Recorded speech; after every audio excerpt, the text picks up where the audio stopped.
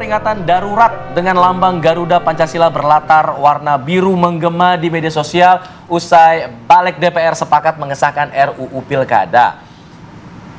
Poster peringatan darurat merupakan potongan video yang diunggah netizen Indonesia. Peringatan kedaruratan ini didesain untuk menyebarkan pesan darurat di tengah siaran televisi dan radio. Hal inilah yang digunakan netizen sebagai bentuk perlawanan kepada DPR yang menyetujui RUU Pilkada, padahal bertentangan dengan putusan MK. Apakah suara publik ini didengar oleh para anggota Dewan dan juga pemerintah? Untuk membahas mengenai hal ini, fenomena apa sebenarnya yang berkembang di media sosial dalam beberapa jam terakhir sampai malam lah kemarin ya. Seru sampai malam ya. Wah, bahkan masih ramai sampai sekarang. Kita hadirkan analis senior dari Drone Empit, ada Bang Rizal Nova Mujahid. Selamat pagi, Bang Nova. Pagi. Kalau kita lihat yang beredar semalam atau seharian kemarin, Banyak biru-biru nih banyak kayaknya biru-biru, di media Garuda sosial. biru. Sebenarnya munculnya awalnya karena apa sih? Siapa kemudian yang menginisiasi hal tersebut kalau bisa dilihat dari Drone Empit ini? Iya, Garuda biru itu ramai setelah DPR pasti melakukan balik melakukan rapat dan dicurigai ini akan menganulir putusan MK kayak gitu. Sebenarnya sebelum itu sudah ada kawal putusan MK, sudah ada reforma, tagar itu ya, lalu percakapan serupa, ada reformasi di korupsi juga kembali muncul, lalu kawal reformasi dan sebagainya. Tetapi peringatan darurat itu baru muncul sore hari ya. Yang saya kira meramaikan dengan engagement sangat tinggi, langsung ramai gitu, public aware, itu Mbak Najwa Shihab. Itu memang dia tinggi sekali percakapannya. Nah dari situ kemudian menggelinding kemana-mana. Dan itu dan penyebabnya cuma satu memang. Balik DPR melakukan rapat untuk menganulir yang konon untuk menganulir putusan MK Nah, itu sih. kalau mencermati dari Drone Emprit sendiri, apakah ini semua pure dari netizen Indonesia atau ada buzzer-buzzernya atau seperti apa? Tahan dulu, kita akan sambung lagi di segmen berikutnya. Tetap bersama kami di Apa Kabar Indonesia Pagi.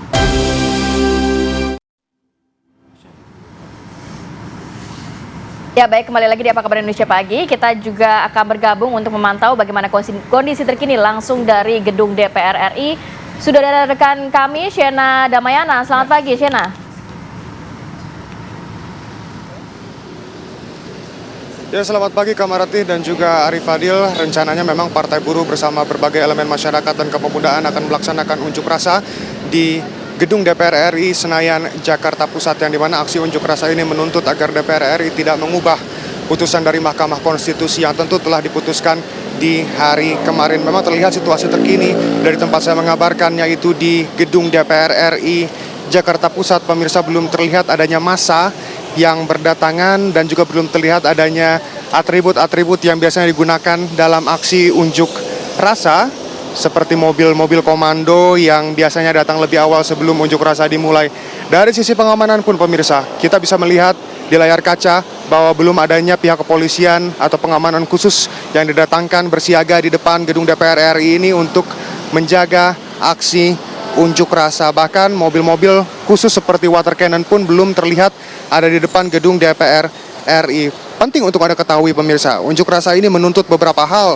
Di antaranya, yang pertama adalah menolak sikap Balik atau Badan Legislatif DPR RI perihal dengan UU Pilkada.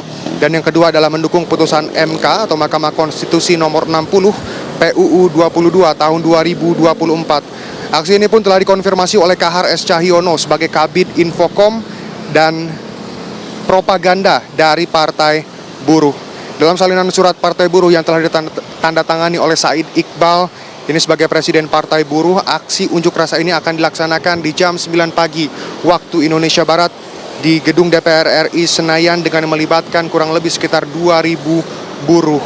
Sekjen Partai Buruh yaitu Ferry Nurzali juga mengatakan bahwa Partai Buruh telah berkomunikasi dengan sejumlah elemen masyarakat untuk bisa ikut di unjuk rasa ini. Ia menyebutkan bahwa mahasiswa dan juga pemuda akan ikut mengawal putusan MK.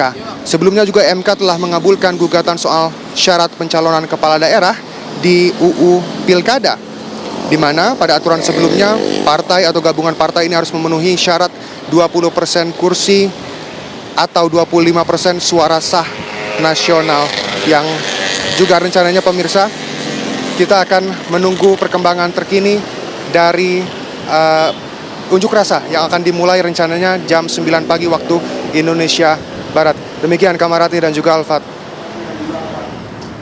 Baik, Shannon Damayana mengabarkan langsung dari depan kawasan gedung MPR DPR. Kita akan kembali ke Mas Nova. Kalau kita lihat ini kan sebagai bentuk respon netizen terhadap apa yang dilakukan oleh Badan Legislasi DPR kemarin.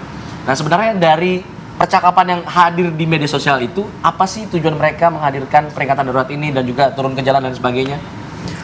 Ada pertama, mereka mengapresiasi, publik itu kalau kita lihat mengapresiasi betul putusan MK karena ini dinilai sebagai era baru ya bagi MK gitu. Setelah sebelumnya kita lihat ada MK diplesetkan namanya menjadi Mahkamah Keluarga. Ya. Nah, ini adalah harapan baru bagi demokrasi di Indonesia. Tapi kemudian hanya dalam jangka waktu kurang dari 24 jam DPR sudah merespon dengan kita lihat ada banyak sekali chat beredar itu. Dari situ kemudian publik langsung merespon. Pertama-tama sebenarnya kan kawal putusan MK tuh. Kawal putusan MK tuh. Ya.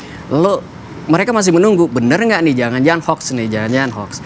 Tapi ternyata benar tuh, Balik melakukan rapat membahas tentang ini membahas tentang upaya menganulir, katakan begitu.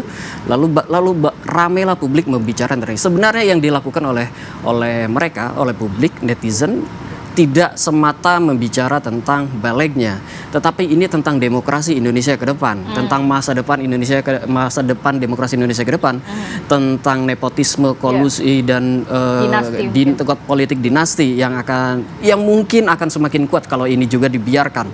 Lalu tentang kekecewaan pada Pilpres kemarin dan kemudian ya sudahlah, Pilpres kemarin sudah selesai, kita lupakan, tapi kok ini masih berlanjut, skenarionya kok masih berlanjut. Nah, itu hal-hal yang diresahkan oleh mahasiswa. Jadi bukan ada yang menggerakkan kalau tadi Ratih tanya. Ya. Kalau kita lihat siapa yang menggerakkan, kita lihat siapa aktor-aktornya yang paling banyak berbicara, yang paling berpengaruh dalam percakapan. Dari sekian banyak aktor, kalau kita lihat yang paling banyak dirujuk oleh publik itu sebenarnya aktor-aktor publik. Dirujuk oleh netizen sebenarnya aktor publik umum. Titi Anggraini misalkan, lalu Mbak Najwa, lalu dan berbagai macam akademisi dari berbagai kampus, juga politisi, ya banyak sekali. Lalu kalau kita batasi percakapannya hanya di Twitter, 5 besarnya itu sebenarnya akun-akun yang biasa saja, akun-akun yang tidak terafiliasi pada politik apapun, bukan pejabat politik, tidak ada pejabat politik sama sekali di sana. Jadi kebanyakan ini digerakkan oleh akun-akun yang base-nya adalah mahasiswa, akademisi, lalu kemudian diikuti base-nya adalah mahasiswa dan publik secara umum. Jadi kalau dikatakan digerakkan, ya mungkin digerakkan oleh hati nurani dan logikanya gitu ya. Oke, jadi berawal dari keresahan publik sebenarnya, kemudian muncullah peringatan darurat, akhirnya berubah menjadi gerakan masyarakat atau people power ya. Terlihatnya seperti itu ya, karena kan sudah ada rencana juga aksi unjuk rasa yang dilakukan di DPR. Betul. Tapi dijawab nanti, usai jeda. Kita harus jeda dulu ya, Mas Nova. Kami kembali saat lagi, tapi di Apa Kabar Indonesia Pagi.